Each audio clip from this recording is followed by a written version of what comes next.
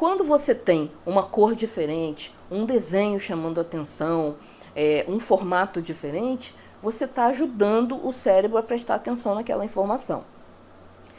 E outra coisa que ajuda muito na memória é que você cria associações visuais com os conceitos que você está tratando no seu mapa. Além do mapa inteiro ser um grande desenho, você tem os pequenos desenhos, você tem a associação entre os ramos.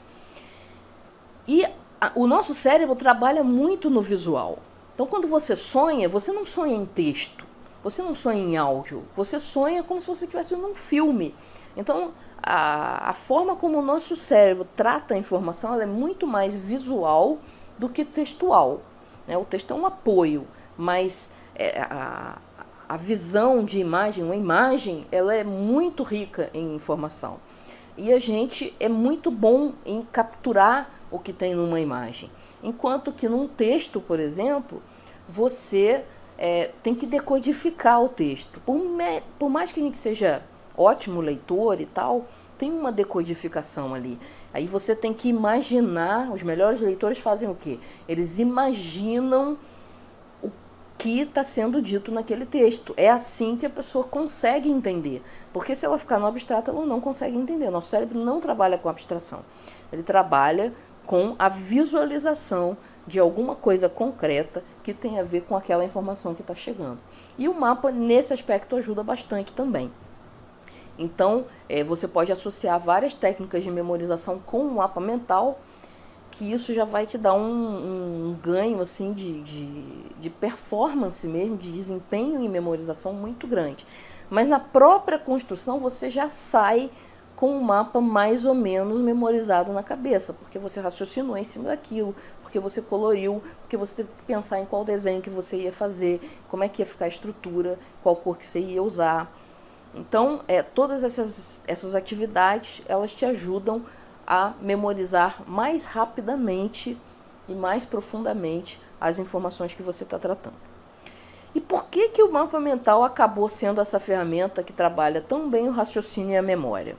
Isso tem muito a ver com a história da criação dos mapas mentais, como eu trabalho, tá, e como eu ensino os mapas mentais.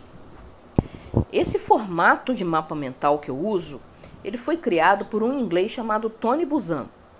Ele tem já alguns livros traduzidos para o Brasil, não todos, mas está aparecendo bastante tradução dos livros dele, está surgindo um interesse grande em mapas mentais no Brasil, então começaram a aparecer muitas traduções. Até pouco tempo atrás não tinham tantas traduções assim.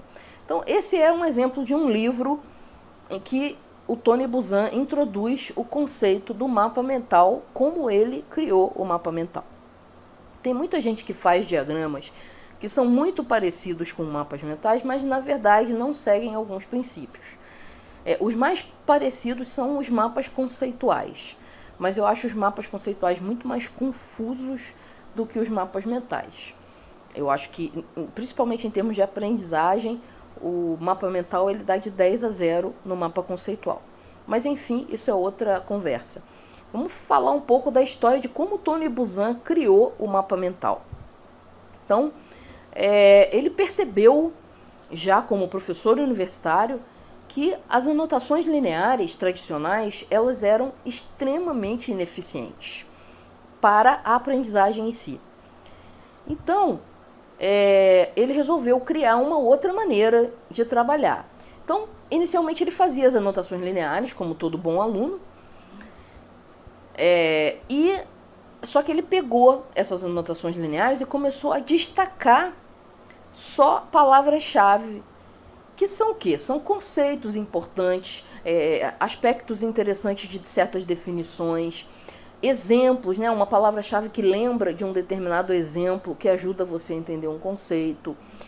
Então, ele começou a fazer isso, pegou um resumo linear que ele tinha feito e começou a destacar essas palavras-chave com desenhos, com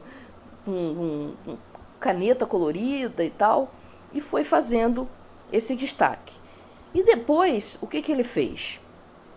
Ele começou a olhar para os conceitos que estavam destacados e abstrair todo o resto. Então, olha só o que foi destacado esquece todo o resto, que o resto é texto de preenchimento. E começa a descobrir relações entre esses conceitos, entre essas palavras-chave. E aí você acaba com uma coisa mais ou menos assim, né? Algumas coisas destacadas e um monte de riscos e setas para lá e para cá. Se você for usar essa técnica, que a gente chama de técnica histórica, para descobrir palavras-chave. Isso para quem tem muita dificuldade de encontrar palavras-chave num texto, por exemplo. Então, isso aí é o que ele fazia. Ele pegava um resumo linear e começava a selecionar alguns pontos e interrelacionar esses pontos. Só que assim fica uma bagunça, né? E continua sendo muito rígido. Eu não tenho onde enfiar novas informações. Aí ele teve a brilhante ideia de redesenhar, né? Transferir só aquilo que ele tinha selecionado como fundamental para uma folha de papel num formato diferente. E esse formato é o formato do mapa mental. Então,